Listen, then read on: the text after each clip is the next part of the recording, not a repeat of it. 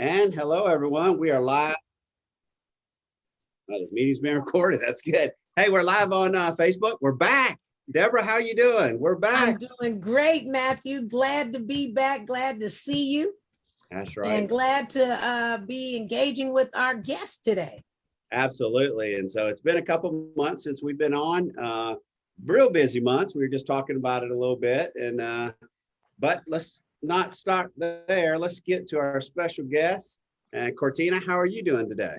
I am wonderful. I am doing great. I'm happy to be here with you and Debbie this evening, and early afternoon where you are, to just have a chat about things that are happening and how do you keep persevering and moving forward in life. So I'm excited.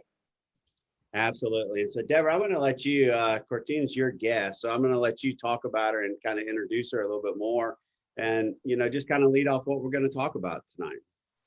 Well, it is indeed my esteemed honor to welcome Cortina. She was a mentor for me and my supervisor when I was in master's program studying for mental health therapy. So we've come a long way together, and we met ironically at a luncheon for a women's organization that we both found out we were in. So we've gone from, I've worked for her, under her as a clinical director, and then she became my sponsor and my advisor for my program, and we continued our friendship, and it's blossomed over the years. So I would have great pleasure in introducing the girlfriend therapist, my friend, Cortina Peters. How you been?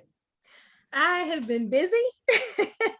I have been well. I mean, it's back in season now. So everyone who has taken a break from therapy over the summer has now calling back. I want to start therapy again. I want to set my session. So it's getting to the point where I might have to close my books to new patients. So it's been busy. It's been busy. So let me ask you, since the pandemic, what do you see as the rising problem when therapy, like you said, is now resurfacing? Do you find it more difficult for men or for women or for younger adolescents? So I don't see like adolescents in my practice. I only see adults. Okay. In the midst of last year, the thing that I saw that was bringing patients into the office, it was almost like a culmination of things, right? So we had the pandemic. This was the new normal for everybody. We also had the Black Lives Matter movement and all of the social injustices, LGBTQ issues. And so I think all of those pressures, regardless of what side of the political spectrum that you were on, it was just heavy for everybody at that time. And I think that there was a big push for people to get into therapy. And so when we saw a lot of the celebrities starting to talk about, mental health, there was this big push for mental health. It's almost like it gave some individuals and underserved individuals the green light to say, this might be okay for me to see, is this something I want to try? Because for a long time, Black and brown communities, that was not something that we openly did. And so I think them feeling more comfortable with finding someone and some place that they can go, I think that was kind of like it's okay to ask for help outside of what you're normally used to. So I would say women, men, the price range, the age range that I normally see are pretty much your middle age individual, maybe like mid 30s to 60s, who are, most of them are entrepreneurs or they have careers. So that's mostly the demographic that I see in my practice. And it's just like regular problems, like I'm going through a breakup, or my job is really stressful, or I'm a nurse and I'm not used to seeing the effects of people coming in with COVID. So those are like the things that I'm seeing.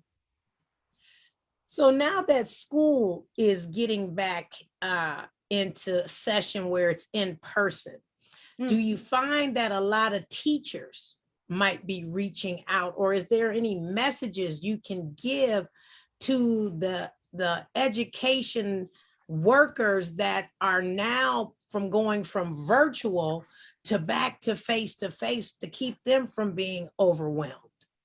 So I have some teachers that I do see. And when they come in, it's more of they were used to being, what do you call that? Not telehealth, but like remote teaching. And so now that it's mandatory this year that that's not an option anymore, like distance learning, it's really trying to grapple with the politics of school boards, right? So they can't mandate in the state of Florida. Let me just talk about Florida. So the governor has said that any school district who mandates that someone wears a mask, they're going to lose their funding.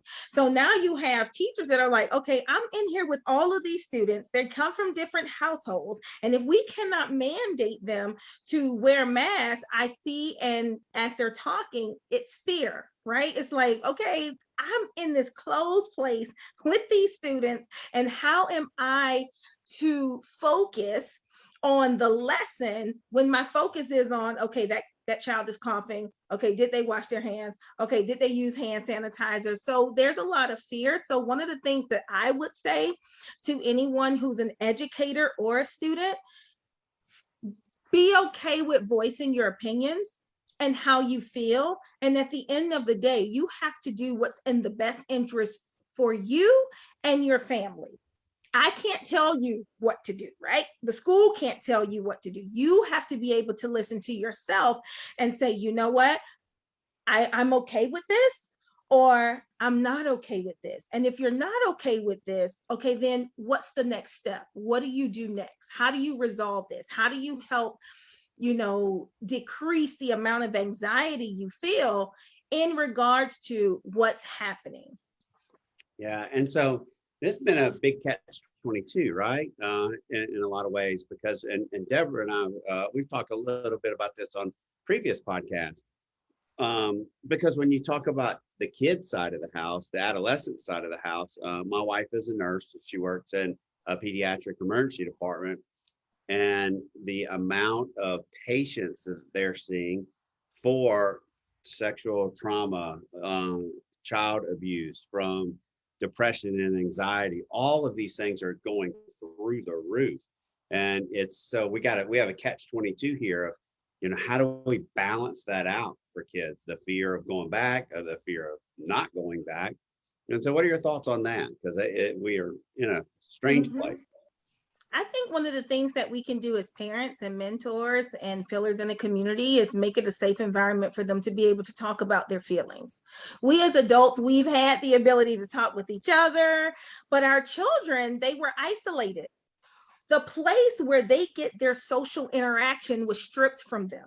There was no school, right? So you have these teenagers and these kids and these students, and they're like, okay, I can't see my friend. This is how I develop and grow and figure out who I am as a person through my social networks and my social circles. Now I don't have that. Now we've kind of delayed, I would say, their social maturity. And so giving them the okay to say, well, how do you really feel about this? Like, what are some of your fears? What are you excited about? Okay, you're going back to school. What is it like for you? I have a high schooler. And so my daughter was like, Mom, it's impossible to social distance in the hallway. Like everybody is like, shoulder to shoulder trying to get, because I think she has about like 3,000 students at her school or something like that. And so it's kind of impossible. And then I'm just talking to her like, okay, well, what does that mean for you? Well, I just keep my mask on when I'm at lunch. I just put it down to eat and then put it back up, because I just got a call right before we got on from the principal. You know how they have those recordings? So 12 individuals associated with the school have tested positive for COVID-19. So as a parent, I'm like, oh my God. Yeah. But at the same time, I'm like, I don't want to take her out, because I know how detrimental that will be for her, because she's involved in so many things. Drama club, debate team, swim team. I don't want to do that to her. So the only thing that I can do is just wish for the best and pray and tell her, hey, stay safe, wash your hands as much as possible, and just do what you know you need to do. But for other parents, you have to be able to have those conversations with your children, whether they bring it to you or not. Open it up. So I don't care how old they are. They could be 5 years old and say, you know, how was school? Did you Yeah. wash your hands? And just educate them so that they Right. know that I have a safe place to go to talk about how I feel about being in school and not being in school. Yeah, absolutely. Absolutely. Yeah. Well, That's a big concern, I think. And that advice is good advice, because we'll never know anything if we make them afraid to come to us, who should be their best friends in that regard. You Mhm. know, we might not like what we hear, but we're going to tell them the truth and try to keep them safe.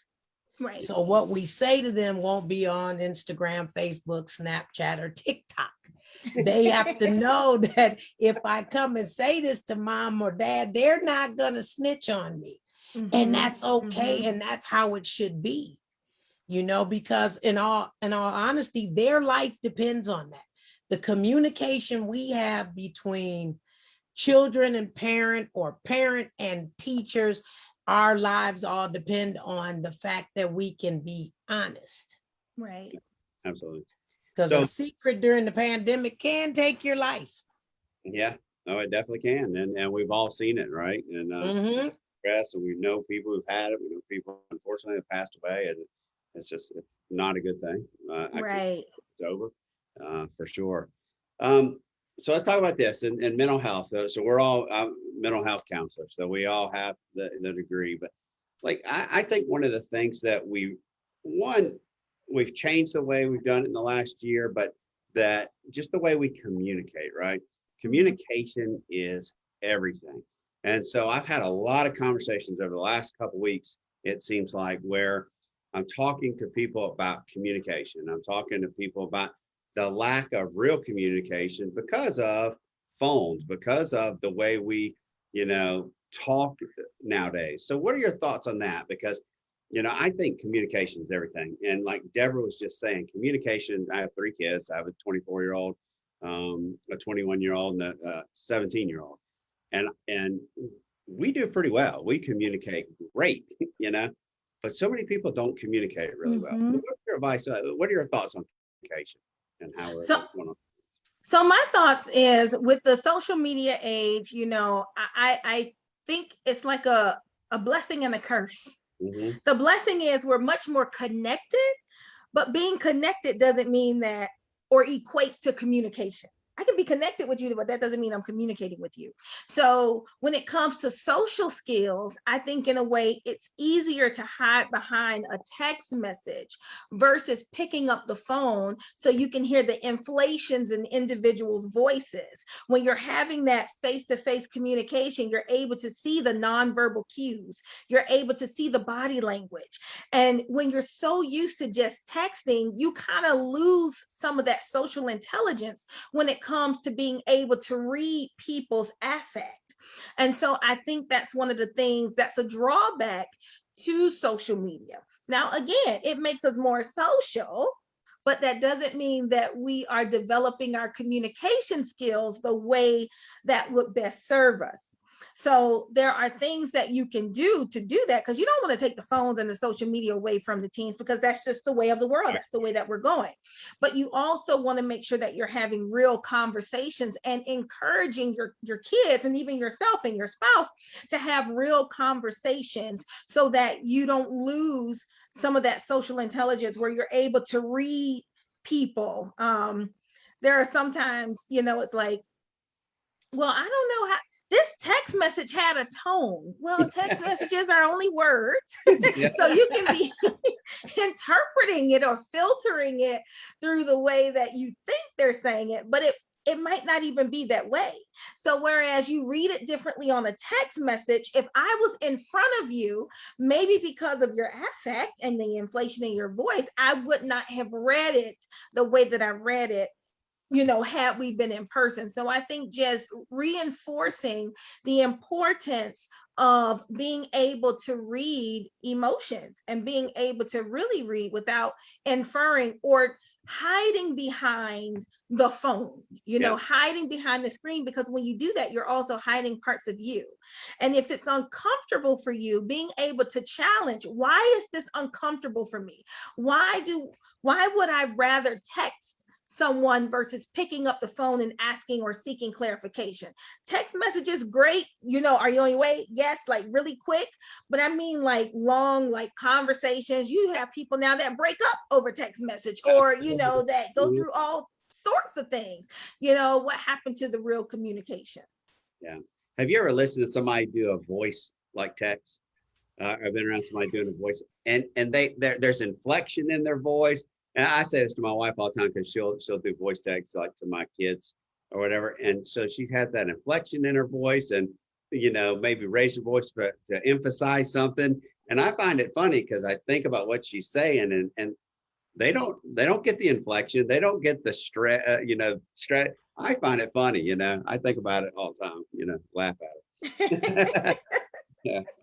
And for me, texting is its own language.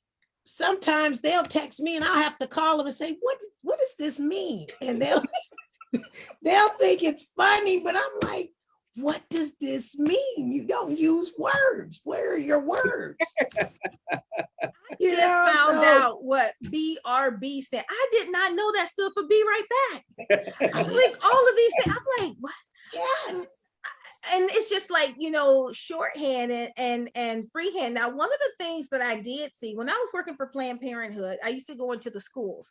And so we used to do like a lot of activities and things like that. And I had one student come up to the board to write. So my concern was the way that they text, that's the way that they write in school. Yeah. So I'm like, the way that they spell straight, STR, and the number 8. Straight. Yeah. Like, yeah. So if we're writing a paper, we can't write like that. And so making sure again that they have someone to correct them on there, because they were just writing it like that's just the way that we write. And I'm like, okay, we can't freehand or shorthand everything. We have to make sure that if we're using text lingo, it stays with the text, or if you're just communicating with your friends, but not in academia. Yeah, I heard a story the other day that a grandmother, sent their grandchildren a birthday card, and the parents had to read the birthday card to them because it was written in cursive. Yep, they took cursive out of the schools. Yeah, had to read because they could not read the card. Didn't know what it meant. Isn't that The crazy? only That's way. sad. That's sad. When my daughter went to private school, so they taught cursive, but she has 4 other cousins that's her same age. So some in Palm Beach County, some in Orange County. The public school system was not teaching cursive. So my daughter writes and can read cursive because it was taught to her. But when she went over, when I transferred her when she was in the 3rd grade to public school, they didn't learn it. They said they wouldn't need it because why? Computers, everything is typed. So there's no need to learn it. But I feel like at some point you lose a connection with history. Yeah. Like all of the letters from historical times, that's how they were written in script. Yeah. And so if you can't decipher what it is, it's like, oh, it might not be that important because I can't read it. So you may just disregard it. Wow. See, I have a problem with that, with not having cursive writing, because how can you vote? You've lost your voice. You have to sign your signature on your ballot when you put it in there. So you can't sign your check, you can't sign your taxes, and you can't vote. You've lost your voice. Don't make us go back to making a mark, like back in the day, everybody's an X. So if I'm X, you're X1 and you're X2. How are you going to tell us apart?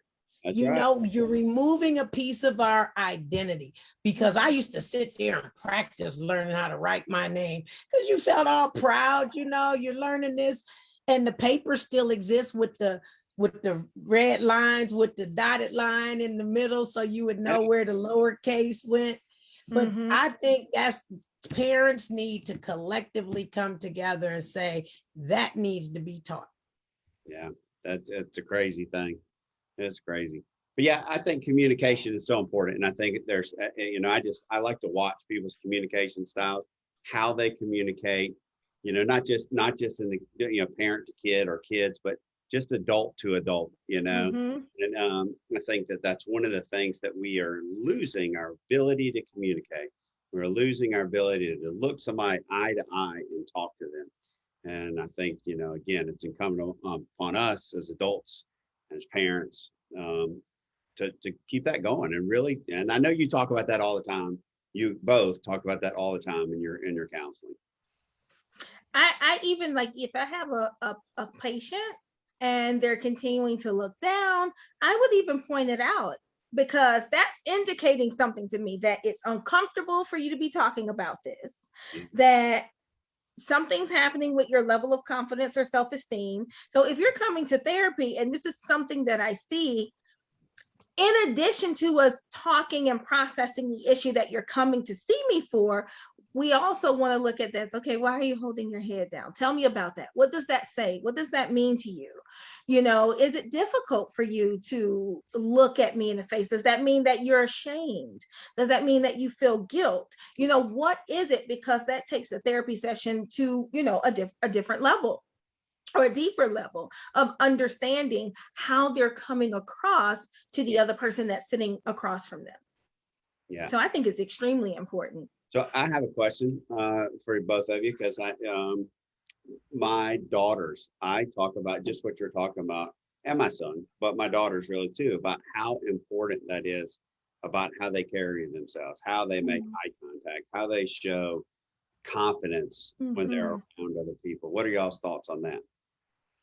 I think that's important. And the reason why I say that is, when you're able to look at somebody in the face, if you say no, that no will mean no. If you're able to not be like, oh no, but if you're able to be confident in the way that you come across, without fear that that person is going to make fun of you or ridicule you or judge you or demean you or any of those things, it's important to be empowered to be able to use your voice. Yeah. And if you don't have confidence, the likelihood of you using your voice decreases.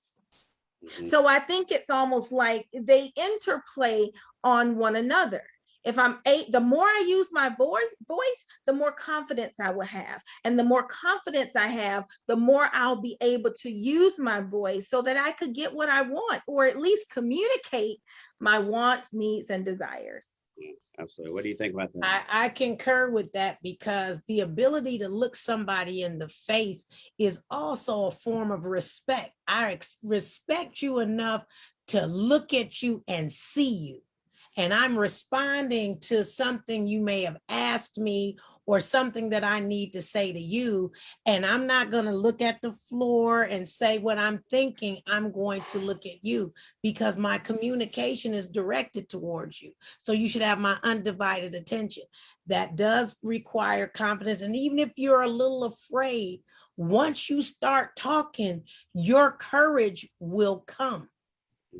Because they're shocked too that you're finally going to use your voice. So listen to yourself speak and be okay with it, because it's okay to tell somebody else that they don't make you feel okay. That's okay.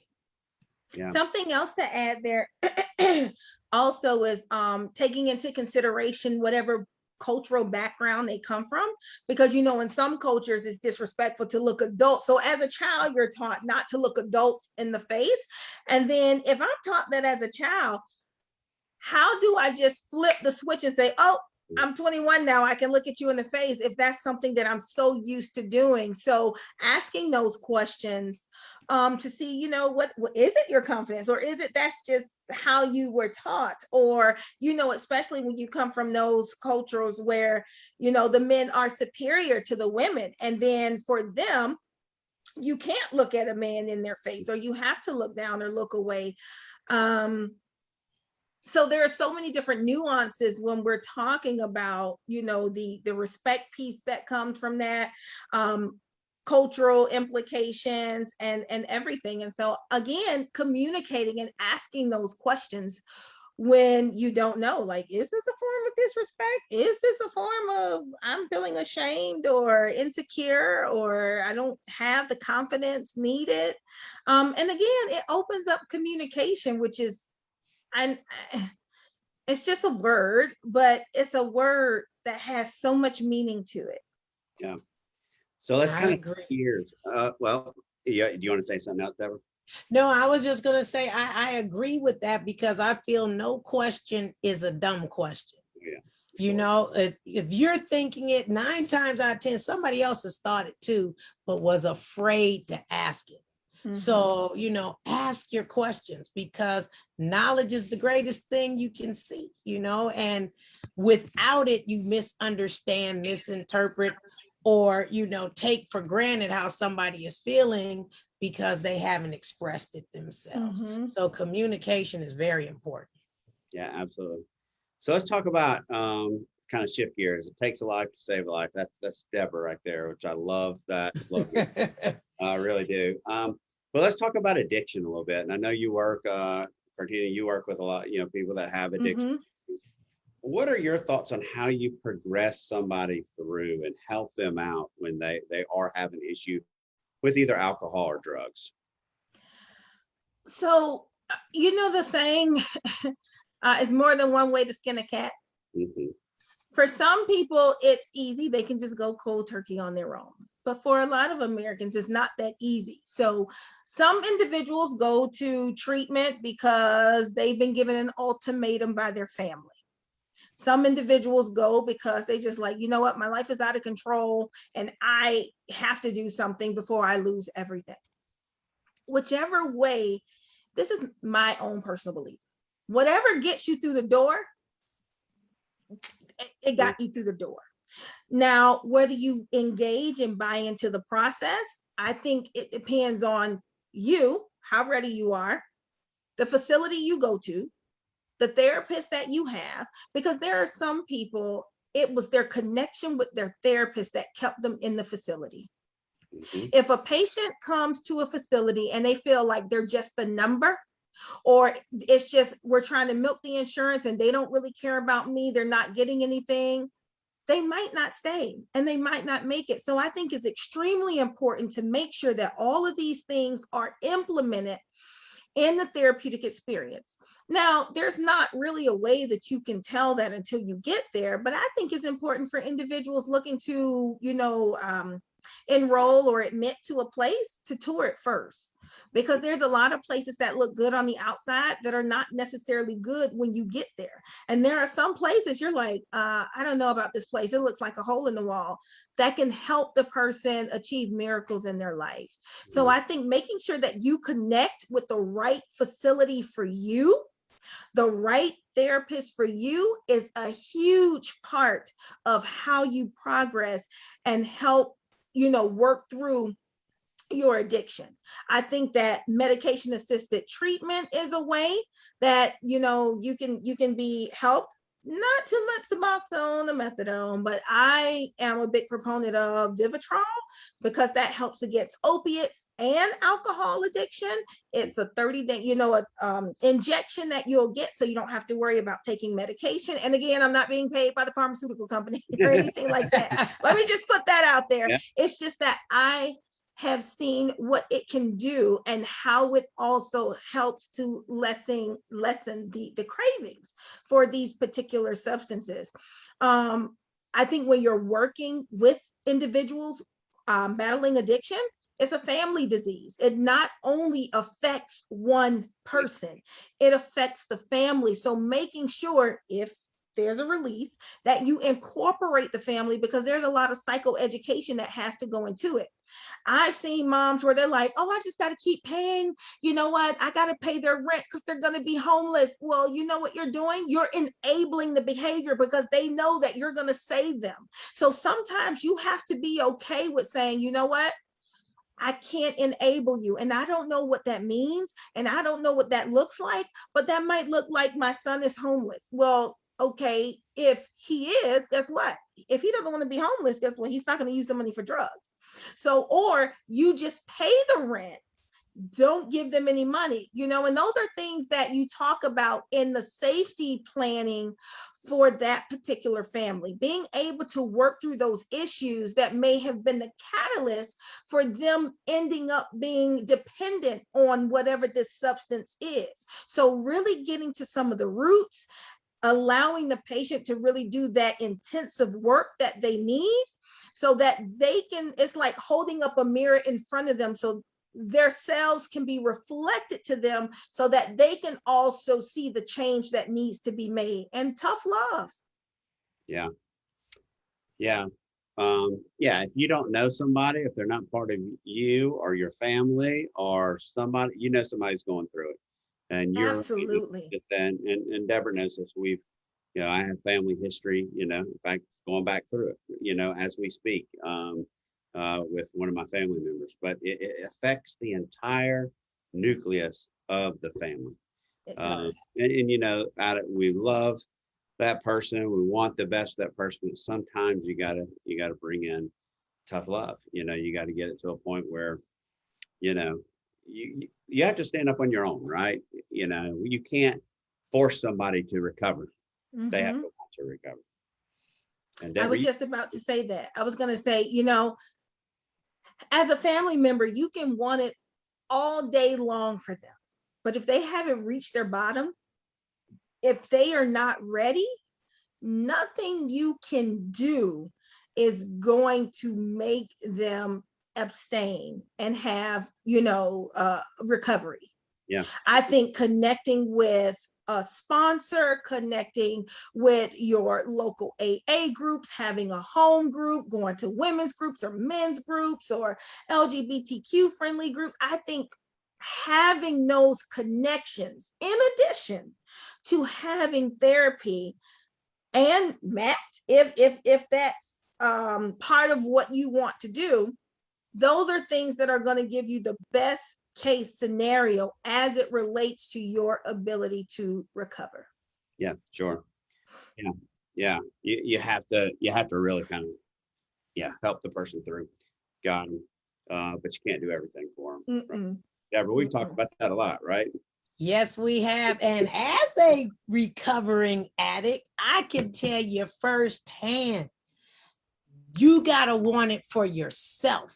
Yes. You can't do it for nobody else. Don't even go to the treatment center if you doing it because your mother or father or your husband or your kids is mad at you. You're gonna fail.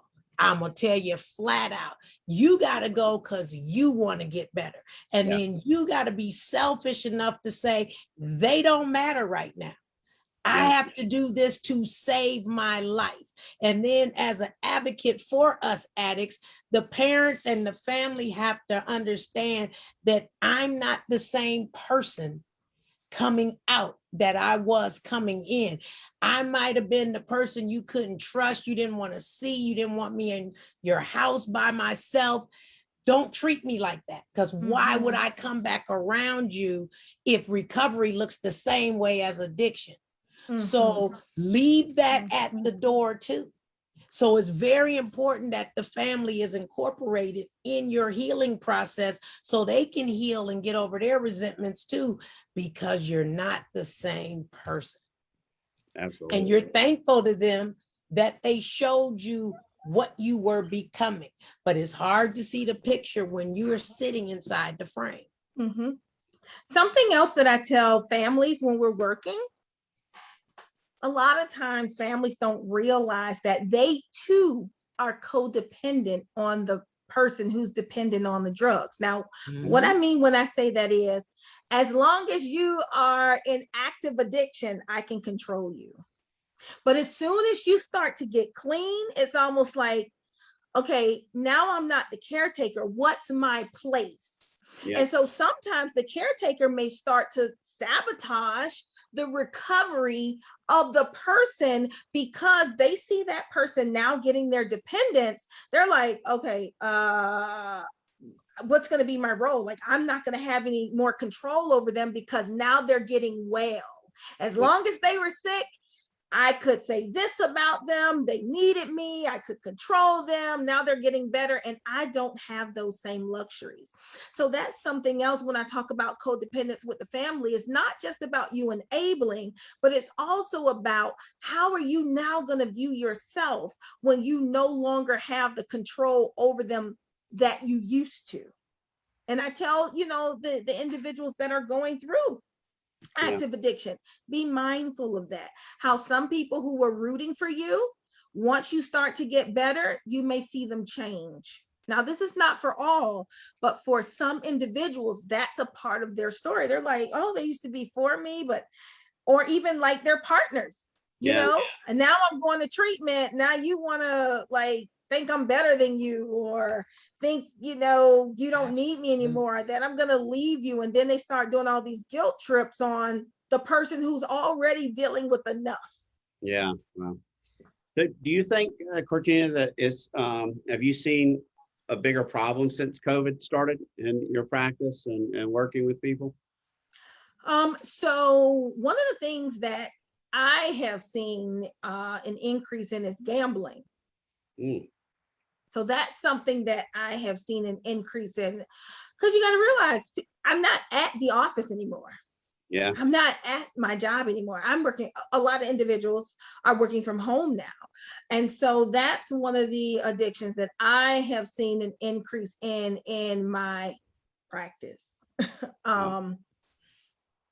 Substances, it's about a little bit more, but not significantly higher, where I can say, yes, I've seen a significant change. The only significant change that I've seen is gambling addiction. That's interesting. I wouldn't have thought of that, but yeah, interesting. I was like, oh, okay. Another patient came in. Okay. Then I got a third one. I'm like, okay, I'm starting to see a trend now. I'm starting to see a trend there. And so, yeah, interesting. Wow. Debra, what about you? Well, for me, a lot of people tried to use COVID as an excuse to use. You know what I'm saying? And I'm like, you need to check that at the door, because as addicts, isolation is what we do anyway. We like to get high by ourselves. Yep. So you're not doing anything different. Don't blame it on COVID. You still just want to get high. So when you can come out of the denial of being in denial about your own behavior, we can begin the healing process. So I try to encourage them to be able to call themselves out. Don't wait for somebody else to point it out. Stuff ain't right. That you don't have any money. You're pawning what you do have. You're associating with people that you don't normally associate with, or you're tolerating people to come around you or be in your presence that you don't normally do. And you start to isolate from the people that normally talk to you. That's the first sign. So don't give COVID the power to say it was because of COVID. No, say it's because you wanted to get high that day. So I make them get to the realization that say you're ready or say you're not ready, but don't blame it on COVID, because it's going to be the same problem before COVID, during COVID, and now that COVID's over, and now you get to come back in public skinny and raggedy and no job and anything else that's going on with you, and we get to see it live and in color, because you can't hide behind that phone, like you said, or the computer, and I encourage people, let's use our feeling words. See, when I ask you, I don't want to hear I'm good, I'm fine, that tells me nothing. Yeah, nothing at all. Yeah, you're right.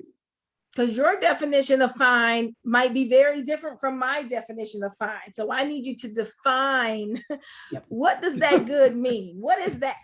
Yeah, exactly. Yeah, that's right. And it's so hard. I find it not fascinating, but you're right. It's the phone and And the hiding behind the words is you don't get the inflection, you don't get the emotion. If somebody says I'm fine and you're looking at them, you know, you can say, you can tell if they're really fine or they're not fine, you know, Right. just by their body language, by their eye contact, by, you know, how they have. So all of those things are so important. And yeah, I couldn't agree more. Right. Yeah. Just think about this. If now that we've done a life of a year of Zoom calling, there's ways for us to physically see you. If you don't want to do the Zoom, or if you got Duo on your phone, they have all kinds of ways that I can see you live. I don't want you to send me a video because you can prepare yourself for them 5-10 minutes that you gonna make this video and send to me, and I'll be like, oh, they look good. They're doing really well. And you're tore up. And then I question myself, well, did I ask the right questions? Did I, you know, pay attention to the cues? But they've practiced. And when you're doing live, you get to see the mistakes. You get to see if they hesitate and really have to think about what they want to say. Now, I already know you're getting ready to lie. You know, I know you're getting ready to lie to me before you open your mouth, but I need to be able to see that. Yeah. So we can just correct and say, now let's try that again, you know, because I'm here to help you. Right. But I'm here to show you really how to help yourself. Because I can't tell you how to feel. I can't tell you, you know, what to do, but I can help you find a way to find the answer for yourself on what to do. Yeah. Because we want you to be healthy, happy, and whole. Right. As a therapist. So we have a question from somebody, and is mental health contributing to the violence among teens today?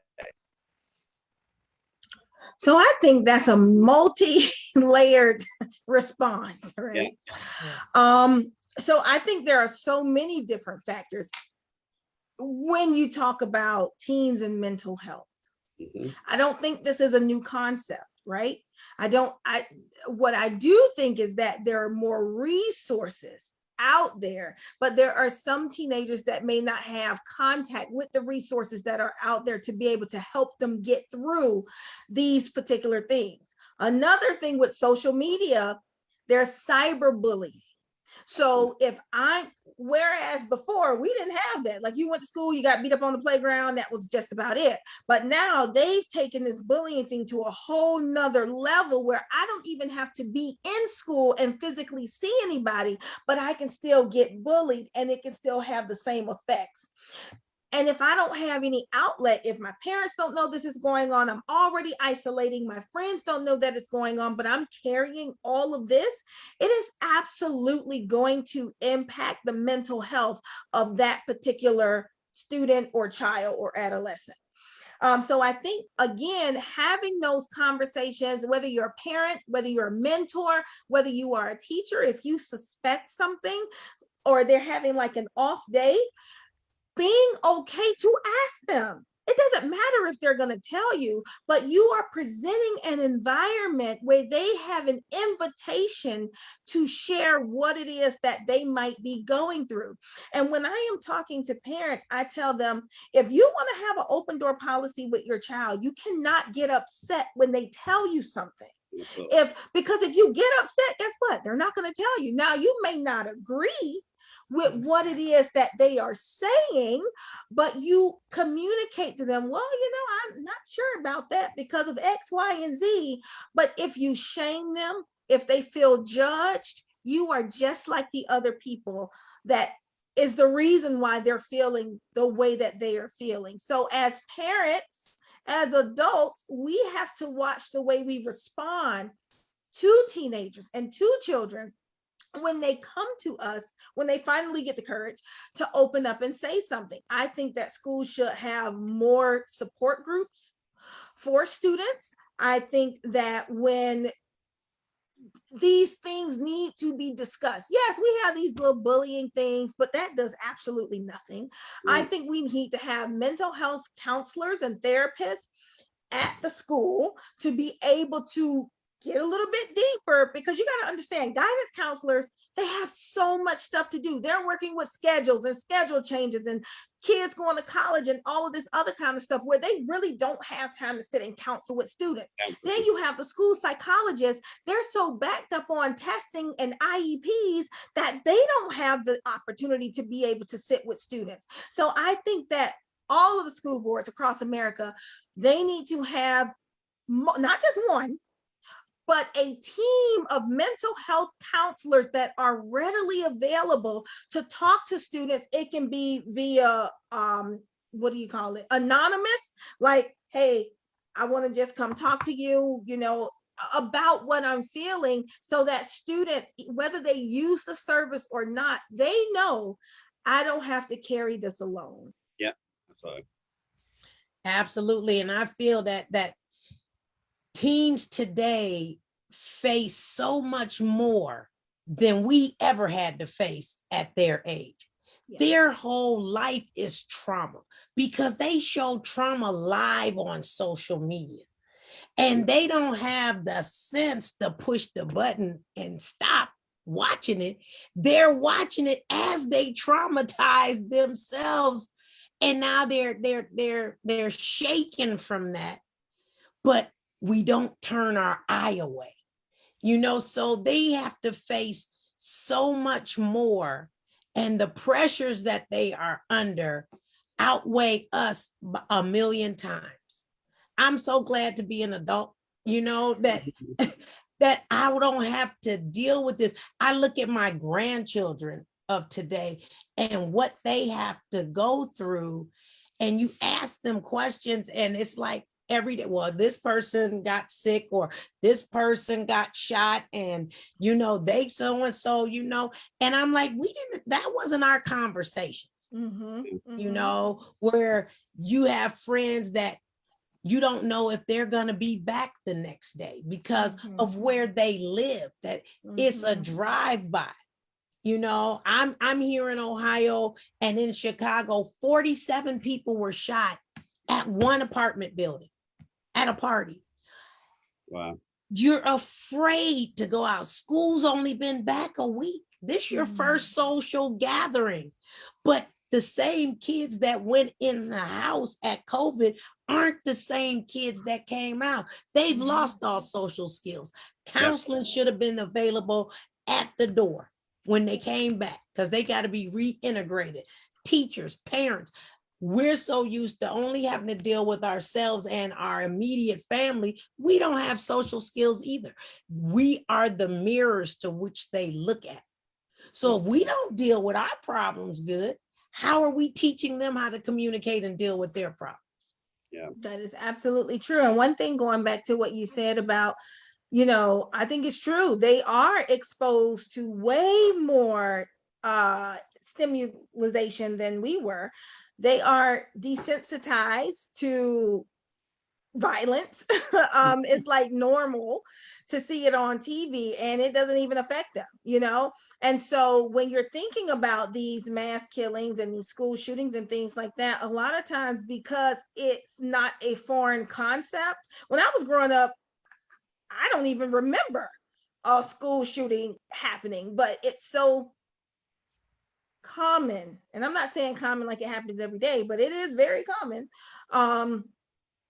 That it's just something that's a fear of the students today. Like I didn't fear someone coming to the school and shooting up the school.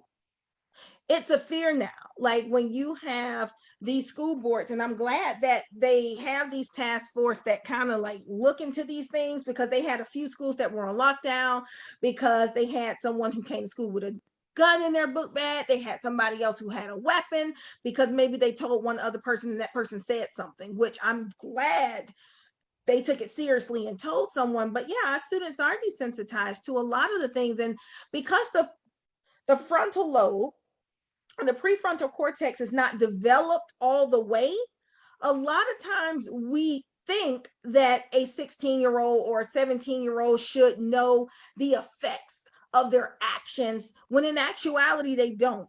So, and again, it's not an excuse. It's just that they are doing very permanent acts and behaviors without fully assessing the long-term ramifications for their actions. All right, I'm gonna play devil's advocate here. All right, you ready? And I'll get to the point after I play devil's advocate here, right?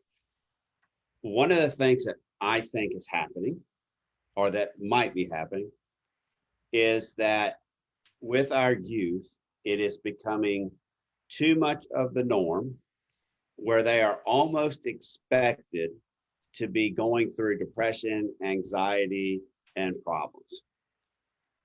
And I see this a lot because it's with the younger generation, my daughter, her friends, other people, they're almost expected to have some form of depression, have anxiety.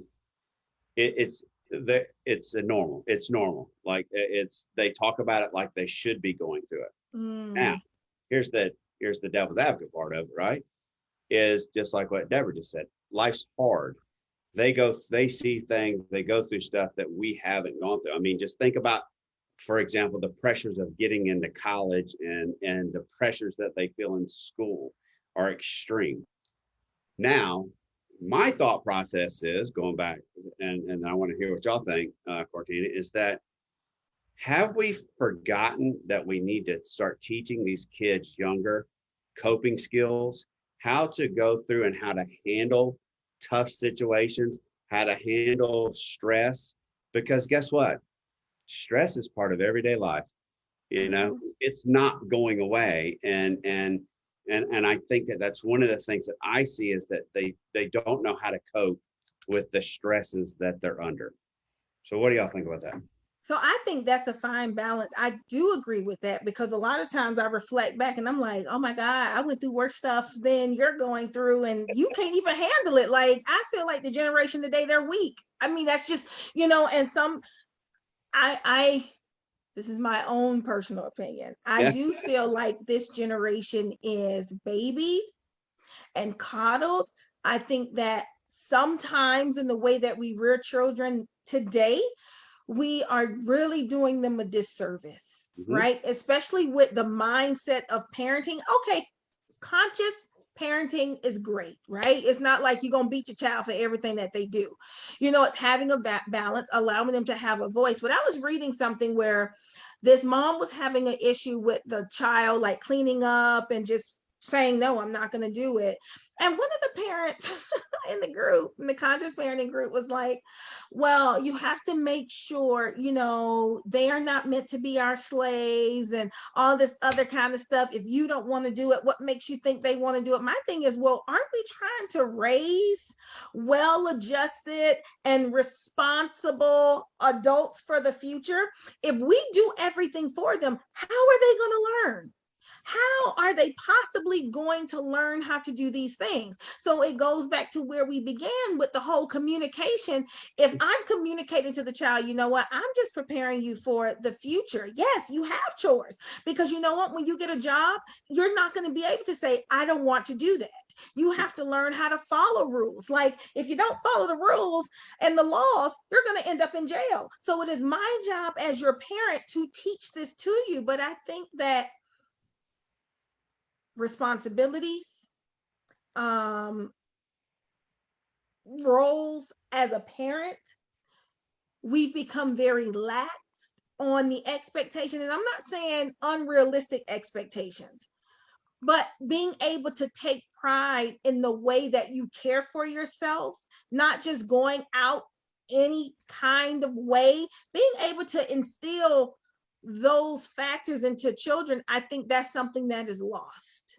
Yeah. Because in that, we do learn how to cope with things. When we are, we have to instill, if they say you're ugly, okay, what can you do? Like, do you think you're ugly? This is where we build those skills for self-esteem, for confidence building. It has to start at home. If we don't do that at home, we are failing as parents. Because we're not preparing them properly. Then they go to school, they're introduced to all these things, and now they're depressed, and now they're full of anxiety because we haven't done anything to prepare them. Absolutely. Now I have a little different take on some of that, because I feel we've given them the latitude to use the words like depressed and anxiety. It's a crutch. If they don't want to deal with, I'm feeling anxious, I'm depressed. There's a difference between being sad, and you're allowed to be sad sometimes. Every day ain't roses. Yeah. And being depressed. Quit labeling these kids as depressed if they're really not clinically depressed. They're sad today, and that's okay. You know, you might be nervous or overwhelmed with something of anticipating, like taking a test. That doesn't mean you have an anxiety problem. You just feeling the adrenaline pumping. Oh, I hope I do good on this, because they'll end up psyching them own self out, and they'll talk themselves into a diagnosis that's not theirs, because that's what they hear all the time. Or you just must be depressed, or you must be anxious. No, let them be, just be. We're making them entitled to feel in a certain kind of way. All this entitlement needs to stop. Yeah. You know, as we grow older, what do? Every tub has to sit on its own bottom. Because at the end of the day, you're going to be held accountable for what you do, as well as I'm going to be held accountable. Now, think about if they would put the parents in a detention or in jail for the truancy of their kids, they'd make sure their kids went to school. Yeah. They wouldn't say, I'm at my job, don't bother me with this. Oh no, they're coming. You're going to be in school, because if they have to call my job one more time because you don't act right, you know, when you walk out that door, I told my children, you represent me. And this is not how I behave. So I'm not going to let them believe that this is acceptable in my house. Yeah. Standards have to be set. Yeah. Well, you have to look at it this way, you know, going back to why I think it's important to have mental health counselors and therapists in the schools, is so those misconceptions, so that they can use psychoeducation to educate the kids to say, you know what you're experiencing is maybe dysthymia. It's not depression. It's just a long-term, you've been sad for a long time. It's not to the clinical level. So it could be maybe some dysthymia. You know, you just feel low all the time. And really being able to give them the tools and the words so that they can understand what they're going through. Because if they're only watching TV and saying, oh, Sarah on Grey's Anatomy was depressed, so I must be depressed, you know, and not getting it from TV and Netflix and all these other type of shows that are, you know, because I know, again, there's a push for mental health. However, it could really be misinterpreted, and they are now carrying these labels that are not reflective of what they are actually going through. So again, I think it's being able to communicate what the truth is about what you're experiencing. And again, that goes back to where we started with communication and having those mental health counselors in the school, so that if I'm confused about what I'm going through, because if I go home and ask my mom, if they're not a mental health person, they're not going to be able to tell me whether, yes, this is depression, or no, baby, you know, you're just feeling a little bit sad. Having someone that they can trust, that they can talk to help them navigate and work through whatever it is that they're holding on to. That's right. And I'm glad you said that. Both of you said that. That was wonderful. That's what I think too. I mean, look, when you're going to take an exam, it's stress. You are going to feel overwhelmed. That doesn't mean that you know, are depressed, or that you're, you know, anxious, or that you have, you know, bad issues. It's normal, part of life. That is life. And we got to teach coping skills. All right. So we're coming up on an hour, but Cortina, I wanted to talk to you real quick about, you're an author. I am. Right? You've written a book. You're also a survivor, right? So so let's talk a little bit about that before we get off. Okay, so yes, I am Cortina Peters, who have been talking with you, also known as the Girlfriend Therapist. And so I came up with the title, The Girlfriend Therapist, because I want to destigmatize kind of what it means to go to therapy. So I don't call my therapy sessions. I call them therapeutic couch conversations, because I want you to bring the wall down so that the level of vulnerability that needs to be inside of the therapy room can be there, because the more vulnerable you are with me, the more you're going to be willing to share with me. So there are some, my book, The Wow Effect. Mm-hmm. Winning Over Whining, a step-by-step guide to discovering the winner in you. So basically what this does is it has some real life examples with the therapeutic undertone. So there are assignments in the book, and basically what it does, it helps to get the star player, the winner that's inside of you, off the bench and back into taking possession of your life. It talks through trauma. It talks about taking risk. It talks about, finding your direction. It talks about finding your voice. It talks about setting goals. It talks about all of those things so that you can be the best version of you. So this is my first book. I have 2 more books coming out. One called Girlfriend Heal, i.e. from the girlfriend therapist. So it's called Girlfriend Heal, and that also has a workbook attached to it. So that will be out next year. That's awesome. Great. Yeah, that's great. I'd love to talk to you more. We could talk more offline, but that's really, really good. I like it. So, hey, we're up on an hour. So, Debra, I am going to let you close us out, and then we'll give Cortina the last words. How about that? Well, I thank you, Matthew, and I thank you, Cortina, for sharing this time with us and helping to educate our listeners on the various nuances of mental health and just general life situations. I'm excited that we can continue to navigate mental health with just basic good living and using ourselves as the mantras of helping that next person. Hence, it takes a life to save a life. So through mine, I can maybe help you with yours. So I'm encouraged and empowered by your enthusiasm to continue to strive to reach different goals. And being a cancer survivor as you are, you've had to face a lot of overwhelming situations, but you are a living example that it can be done, and done with class. So I thank you for being a part of Life is the New Cool. Thank you. It was my pleasure being here. I have absolutely enjoyed my last hour with the both of you and having this very candid conversation. Yeah. So we'll close it out, but I appreciate both of you. That I always come into these conversations when we do these every month, and I'm excited about it. And they always go past my expectations. What the hour's going to be. It's always so much fun to get on here with Debra, and we're missing Kathryn tonight, so we miss her tonight. But Cortina, it was really great to get to know you. You're such an inspiration. I mean, that was a fun hour, so I really appreciate it. So. All right, guys, we'll do it again sometime. We need to bring you back because of course, let me know when. Yeah, that was fun. All right, well, thanks, and we'll see you next month. Next month, we're going to have Amy Ronshausen from Drug Free America, so that'll be a good one. So I've interviewed Amy multiple times, and that's always a great interview. So looking forward to that. So we'll see you guys in a few weeks. And there's one thing I want to leave with. Oh yeah. Please, go. So there's one quote that I just want to make sure, you can never be true to others if you keep lying to yourself. I love that. So at some point, you have to get real with yourself and communicate your true feelings with yourself and others so that you can be exactly who you were created to be. So that's just it.